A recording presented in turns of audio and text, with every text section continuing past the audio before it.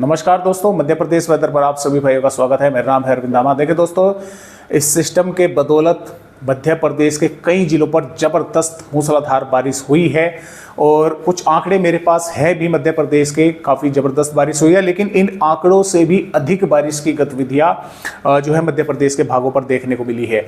क्योंकि देखिए, जो पैमाना होता है वो जिले में सिर्फ एक ही जगह होता है, तो वहां पर जितनी बारिश हुई उसने उस बारिश का रिकॉर्ड ले लिया। लेकिन उस जगह को, यानी कि जिला तो देखिए क्षेत्रफल में काफ़ी बड़ा होता है, तो जो अन्य भाग हैं जिले के, वहां पर अगर ज़बरदस्त बारिश होती है तो उस पैमाने तक जो है वो बारिश रिकॉर्ड नहीं हो पाती।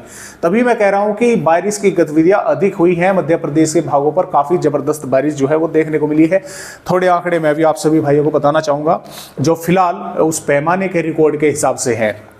तो देखिए दोस्तों, पूर्वी मध्य प्रदेश के अनूपपुर पर 51.9 मिलीमीटर बारिश हुई है, बालाघाट के भागों पर 39.8, छतरपुर के भागों पर 39.6, डिंडोरी के भागों पर 51.2, कटनी के भागों पर 40.1, निवाड़ी के भागों पर 71 मिलीमीटर बारिश हुई है, टीकमगढ़ के भागों पर 39.9 हुई है, पश्चिमी मध्य प्रदेश पर आगरमालवा में 67.3, अशोकनगर पर 45.8, बैतूल के भागों पर 48.6, दतिया के भागों पर 62.2 और गुना के भागों पर 49.4, ग्वालियर के भागों पर 35.9 और इंदौर के भागों पर 40.5, झाबुआ के भागों पर 74.2, रतलाम के भागों पर 75 मिलीमीटर और माफ कीजिएगा, शिवपुरी के भागों पर 61.2 और उज्जैन के भागों पर 48.6 मिलीमीटर बारिश की गतिविधियां जो है वो देखने को मिली है। और जैसे कि मैंने आपको बताया कि इससे भी अधिक बारिश की गतिविधियां हुई है, 150-200 मिलीमीटर तक भी बारिश की गतिविधियां जो है हुई है मध्य प्रदेश के भागों पर। आप सभी भाइयों के मैंने कॉमेंट जो है चेक किए हैं, तो काफी भाइयों के कॉमेंट आए हैं कि सर काफी ज्यादा बारिश जो है वो यहाँ पर हुई है।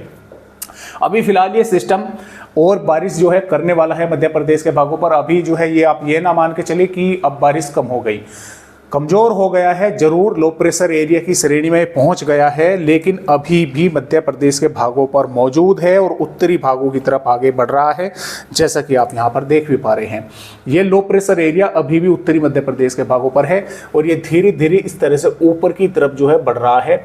तो इसके कारण बारिश की गतिविधियां उत्तरी भागों पर जबरदस्त होने की संभावना आने वाली 29 जुलाई में भी बनी हुई है, यानी कि संभावनाएं हैं। इधर पूर्वी भागों पर भी बारिश होने की संभावनाएं बनी हुई है। तो अभी भी यानी कि खतरा टला नहीं है बारिश का, कई स्थानों पर जबरदस्त बारिश होने की संभावनाएं हैं। आइए देखते हैं कि आने वाली 29 जुलाई में किन किन भागों पर बारिश होने की संभावनाएं हमें यहाँ पर नजर आ रही है। जैसे कि आप यहाँ पर देख पा रहे हैं, मुरैना, भिंड, ग्वालियर, दतिया, शिवपुरी, श्योपुर, गुना, अशोकनगर, टीकमगढ़, छतरपुर, पन्ना के आसपास के भागों पर मूसलाधार बारिश होने की संभावनाएं जो है इन भागों पर अभी भी यानी कि 29 जुलाई में भी बनी हुई है। आगरमालवा, राजगढ़, विदिशा, सागर, भोपाल, शाजापुर, देवास, सीहोर, रायसेन, नर्मदापुर, हरदा और खंडवा, बैतूल, छिंदवाड़ा, सिवनी, मंडला, डिंडोरी के भागों पर भी कहीं कहीं पर काफ़ी अच्छी तेज बारिश देखने को मिल सकती है।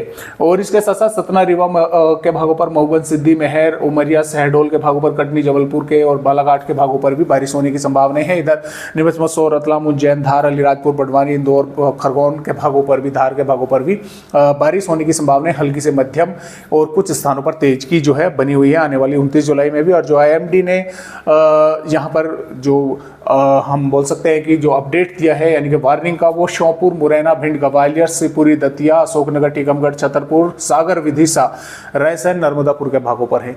इन जिलों पर भारी बारिश होने की संभावना जो है बनी हुई है। और इसके साथ साथ कुछ भागों पर गुना, राजगढ़, आगरमालवा, शाजापुर, भोपाल, सीहोर, हरदा, बैतूल, छिंदवाड़ा, नरसिंहपुर, जबलपुर, कटनी, उमरिया, शहडोल, डिंडोरी, अनूपपुर, मंडला और दमोह, कटनी के भागों पर भी कुछ भागों पर भारी बारिश होने की संभावनाएं बन सकती है अगले आने वाले 24 घंटों के दौरान, यानी कि आने वाली 29 जुलाई में भी।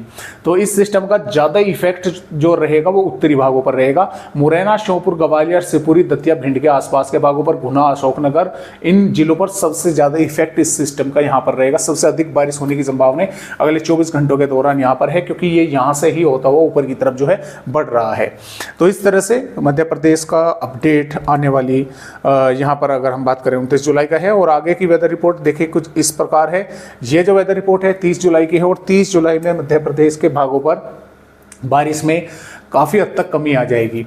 और लेकिन कुछ इलाके रहेंगे ऐसे, जैसे कि पूर्वी मध्य प्रदेश के उमरिया, सैटोल, अनूपपुर, डिंडोरी, मंडला के आसपास के भाग और बैतूल के आसपास के भागों पर, नीमच मंदसौर के भागों पर, गुना के भागों पर, भोपाल, विदिशा के भागों पर कि बारिश की गतिविधियां कुछ स्थानों पर होने की संभावनाएं बनी रहेगी। बादल ज़्यादातर भागों पर जो है वे दिखाई देंगे। तेज हवाएं चलने की भी संभावनाएं हैं। और 31 जुलाई में भी मध्य प्रदेश के कुछ भागों पर बारिश होने की, जैसे कि उत्तरी भागों पर बारिश होने की संभावना रहेगी, अन्य भागों पर बादल रहेंगे और इक्का दुक्का भागों पर बारिश होने की संभावनाएं बनी रहेगी।